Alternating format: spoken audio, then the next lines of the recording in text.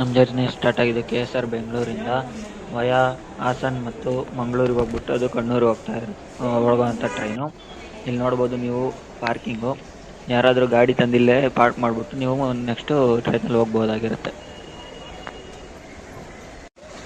So ಹೀಗೆ ಮುಂದೆ ಬಂದು ನಾವು ಟಿಕೆಟ್ ಕೌಂಟ್ರಿಗೆ ಹೋಗಿ ಟಿಕೆಟ್ ತಗೊಂಡು ಟ್ರೈನ್ ಕ್ಯಾಚ್ ಮಾಡಿಬಿಟ್ಟು ಹೊರಟ್ವಿ. ಫ್ರೆಂಡ್ಸ್ ಎಲ್ಲ ಇದರಿಂದ ನೈಟ್ ಎಲ್ಲ ಫುಲ್ಲು ಮಾತಾಡ್ಕೊಂಡು ಹೋಗಿರೋದ್ರಿಂದ ವೀಡಿಯೋ ಮಾಡೋಕ್ಕಾಗಿಲ್ಲ. ಮಾರ್ನಿಂಗ್ ಈ ವ್ಯೂ ಸಿಕ್ತು ನಮಗೆ. ಕ್ಯಾಪ್ಚರ್ ಮಾಡಿಕೊಂಡು ನೆಕ್ಸ್ಟು ಹಾಗೇ ನೋಡ್ತಾ ಇರಬೇಕಾದ್ರೆ ನಮಗೆ ಮಂಗಳೂರು ರೀಚ್ ಆಯಿತು. ಮಂಗಳೂರಲ್ಲಿ ಈ ಥರ ವೆದರ್ ಚೆನ್ನಾಗಿರೋದ್ರಿಂದ, ಮಳೆ ಬರ್ತಿರೋದ್ರಿಂದ ನಮಗೆ ಈ ಥರ ವ್ಯೂ ಸಿಕ್ತು. ವೀಡಿಯೋ ಮಾಡ್ಕೊಳಕ್ಕೆ ಹೋಗ್ಬೇಕಾದ್ರೆ ಇವು ಅಣ್ಣ ಬೇಜಾನ್ ಕ್ವಾಟ್ಲೆ ಕೊಟ್ಟರು. ಆದ್ರೂ ಇರಲಿ ಅಂತ ಹೇಳ್ಬಿಟ್ಟು ಒಂದು ವೀಡಿಯೋ ಮಾಡ್ಕೊಂಡೆ. ನೀವು ನೋಡ್ತಾ ಇರ್ಬೋದು ಇಲ್ಲಿ.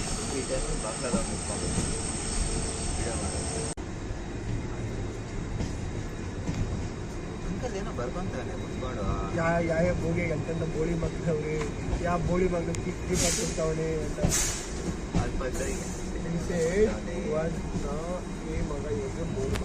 ಮಂಗಳೂರು ಸೆಂಟ್ರಲ್ಲಿ ನಮಗೆ ಟ್ರೈನು ಸ್ಟಾಪ್ ಆಯಿತು. ಒಂದು ಹಾಫ್ ಆನ್ ಅವರು ಅಲ್ಲಿ ಸ್ಟಾಪ್ ಆಗುತ್ತೆ ಟ್ರೈನು. ನೆಕ್ಸ್ಟು ಜರ್ನಿ ಸ್ಟಾರ್ಟ್ ಆಗುತ್ತೆ.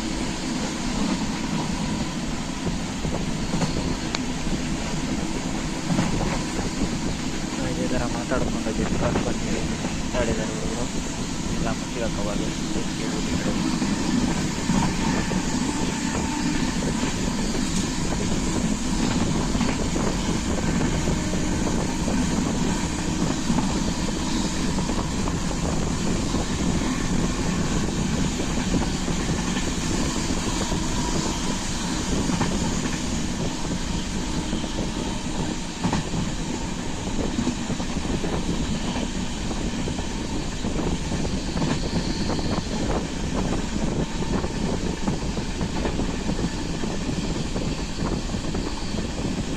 ಅಲ್ಲಿಂದ ಹೊರಟಿದ್ದು ನಾವು ನೆಕ್ಸ್ಟ್ ಕಣ್ಣೂರಿಗೆ. ಇದು ಕೇರಳ ರೀಚ್ ಆದಮೇಲೆ ಈ ಥರ ವ್ಯೂ ಸಿಗುತ್ತೆ ನಿಮಗೆ. ನೀವು ನೋಡ್ಬೋದು ಕೋಸ್ಟಲ್ ಲೈನಲ್ಲಿ ನಿಮಗೆ ಬೀಚ್ ಎಲ್ಲ ಸಿಗುತ್ತೆ. ವಂಡರ್ಫುಲ್ ಎಕ್ಸ್ಪೀರಿಯನ್ಸ್ ಅಂತ ಹೇಳ್ಬೋದು.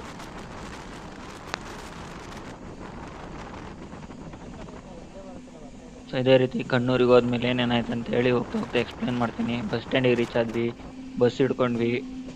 ನೆಕ್ಸ್ಟ್ ಅಲ್ಲಿ ಮಾತಾಡ್ತಾ ಭಾಷೆ ಬರಲಿಲ್ಲ ಅಂದ್ರೂ ಅವ್ರನ್ನ ಕೇಳ್ಕೊಂಡು. ಬಟ್ ನಮ್ಮ ಅದೃಷ್ಟ ಏನಂತಂತಂದರೆ ಆಲ್ಮೋಸ್ಟ್ ಅಲ್ಲಿ ಕರ್ನಾಟಕದವರೇ ಇದ್ದಿದ್ದರಿಂದ ನಮಗೆ ಕಮ್ಯುನಿಕೇಷನ್ಸ್ ಈಸಿ ಆಯಿತು. ಒಂಥರ ಕರ್ನಾಟಕದಲ್ಲಿ ಇದ್ದೀವಿ ಅಂತಲೇ ಫೀಲ್ ಆಯಿತು ನಮಗೆ.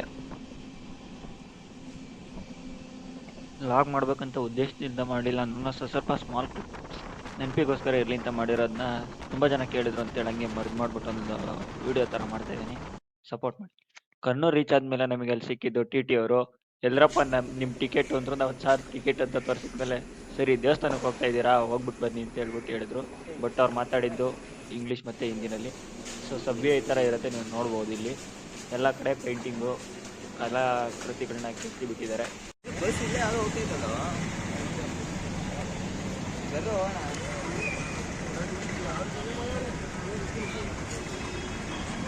ಇಲ್ಲಿಂದ ಬಸ್ ಸ್ಟ್ಯಾಂಡಿಗೆ ಹೋಗೋಣ ಅಂತೇಳಿ ಎಲ್ಲ ಹೊರಟ್ರು. ಆಯ್ತಾ, ಇದು ಬಸ್ ಸ್ಟ್ಯಾಂಡಿಗೆ 700 ಮೀಟ್ರ್ ಇರುತ್ತೆ, ನಡ್ಕೊಂಡು ಹೋಗೋಣ ಅಂತಂತಂದರೆ ಇವಾಗ ಇಲ್ಲ ಬಸ್ಸಿಗೆ ಹೋಗೋಣ, ಬಸ್ ಬರ್ತಿದೆ ಅಂತ ಹೇಳ್ಬಿಟ್ಟು ನೋಡ್ತಾ ಇದ್ದೀವಿ. ನೋಡೋಣ.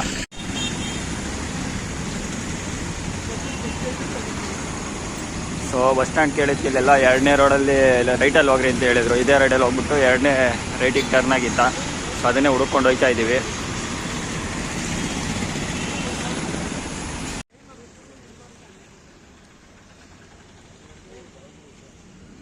ಇವಾಗ ಬಸ್ ಸ್ಟಾಪಿಗೆ ಹೋಗ್ತಾ ಇದ್ದೀವಿ, ಗೌರ್ಮೆಂಟ್ ಬಸ್ ಸ್ಟಾಪಿಗೆ.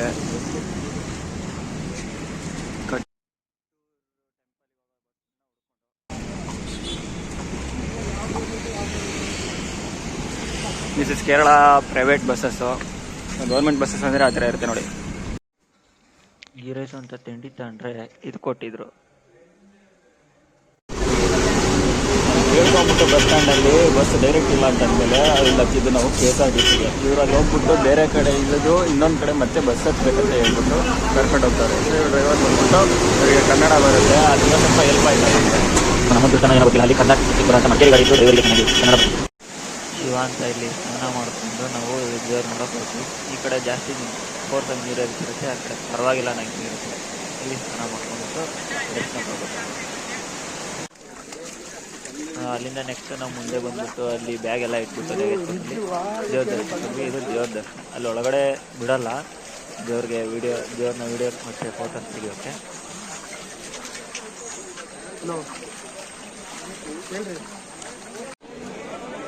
ಸೊ ಇಷ್ಟು ಜನ ಸೇರಿತ್ತು ನಾವು ಹೋದಾಗ.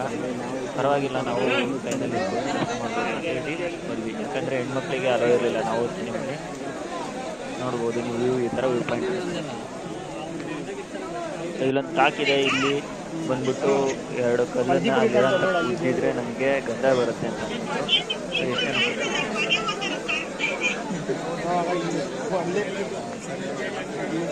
ರೀಸೆಂಟಾಗಿ ದರ್ಶನ್ ಮತ್ತು ಜಗ್ಗೇಶ್ ಅವರು ಇದಕ್ಕೆ ವಿಸಿಟ್ ಮಾಡಿದ್ದಾರೆ ದೇವಸ್ಥಾನಕ್ಕೆ ಅಂತ ಹೇಳಿದ್ರು.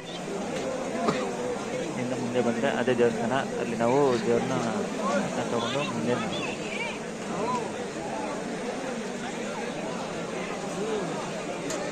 ಪ್ರಸಾದ ಕೌಂಟ್ರಲ್ಲೇ ಇರುತ್ತೆ. ಓನ್ಲಿ ಕ್ಯಾಶ್ ಕ್ಯಾರಿ ಮಾಡಿ, ಕಾರ್ಡ್ ಇರಲ್ಲ, UPI ಇರಲ್ಲ. ಇಷ್ಟು ಮುಗಿಸ್ಕೊಂಡು ನಾವು ರಿಟರ್ನ್ ಹೊಟ್ಟಿದ್ದು ಕೇರಳ ಟು ಮಡಿಕೇರಿ ಕೇರಳ ಬಸ್ಸಲ್ಲಿ. ಆ ಕಡೆ ಸೈಡ್ ಬಂದ್ಬಿಟ್ಟು ಕೇರಳ, ಈ ಕಡೆ ಸೈಡು ಕರ್ನಾಟಕ. ಈ ವ್ಯೂ ಪಾಯಿಂಟಲ್ಲಿ ನನಗೆ ಸಿಕ್ತು. ಮಳೆ ಬರ್ತಾಯಿತ್ತು. ಮಳೆ ಬಂದ ನಾನು ಬರುವ ಸಂದರ್ಭದಲ್ಲಿ ಯಾವ ಥರ ಇತ್ತು ಅಂತಂದರೆ, ಕೇರಳ ಬಸ್ ಆಗಿದ್ದರಿಂದ ಎಲ್ಲ ಕಿಟಕಿಗಳನ್ನ ಕ್ಲೋಸ್ ಮಾಡಿದ್ರು. ಈ ಥರ ವ್ಯೂ ಸಿಕ್ಕಿದೆ. ಕೆಲವೊಬ್ರು ಅಂಕಲ್ ಹಾಯ್ ಮಾಡಿದ್ರು, ವೀಡಿಯೋ ಮಾಡ್ಬೇಕು.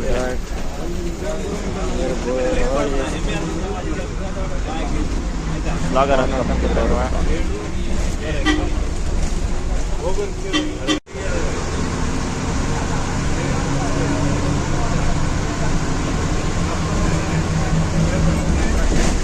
ನಾವು ವಿರಾಜಪೇಟೆಗೆ ಟಿಕೆಟ್ ತಗೊಂಡ್ವಿ. ವಿರಾಜಪೇಟೆಯಿಂದ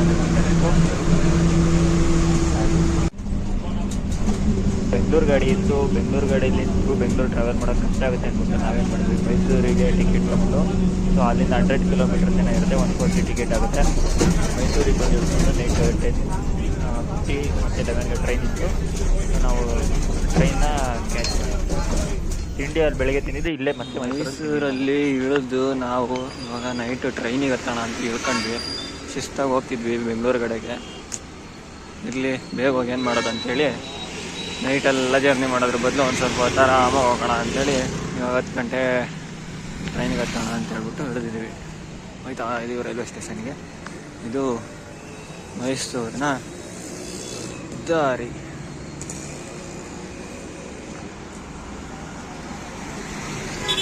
ಮೈಸೂರವ್ರು ಯಾರು ಇದ್ದರೆ ಕಮೆಂಟ್ ಮಾಡ್ರಪ್ಪ, ಇದು ಯಾವ ಏರಿಯಾ, ಯಾವ ದಾರಿ, ಏನು ಅಂತ ಅಂದ್ಬಿಟ್ಟು.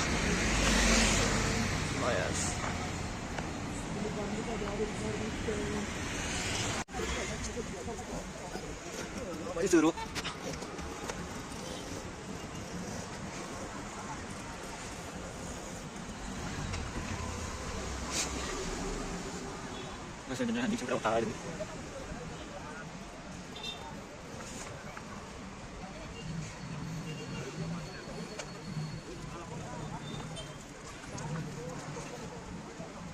ಇದು ಮೈಸೂರು ರೈಲ್ವೆ ಸ್ಟೇಷನ್. ಬಂದ್ಬಿಟ್ಟು ನಾವು ಬೆಂಗಳೂರಿಗೆ ಟ್ರೈನ್ ಇತ್ತು. ಸೊ ಒಂದು ಲೋಕಲ್ ಇತ್ತು, ಒಂದು ಎಕ್ಸ್ಪ್ರೆಸ್ ಇತ್ತು. ನಮ್ಮ ಹುಡುಗ ಮಿಸ್ಸಾಗಿ ಎಕ್ಸ್ಪ್ರೆಸ್ಸಿಗೆ 80 ರೂಪಾಯಿಗೆ ಒಬ್ರಿಗೆ ಟಿಕೆಟ್ ಜಂಕ್ಷನ್ ಆಯಿತು.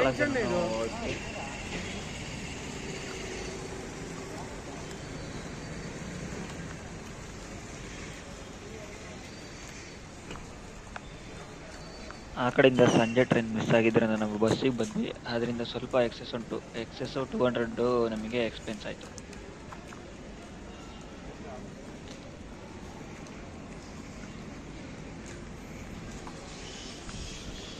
ಫೋಟೋ ತೆಗಿದ್ದೀನಿ, ನಾನು ಫೋಟೋ ಕೊಡ್ಬೇಕಿತ್ತಲ್ಲ ಮತ್ತೆ.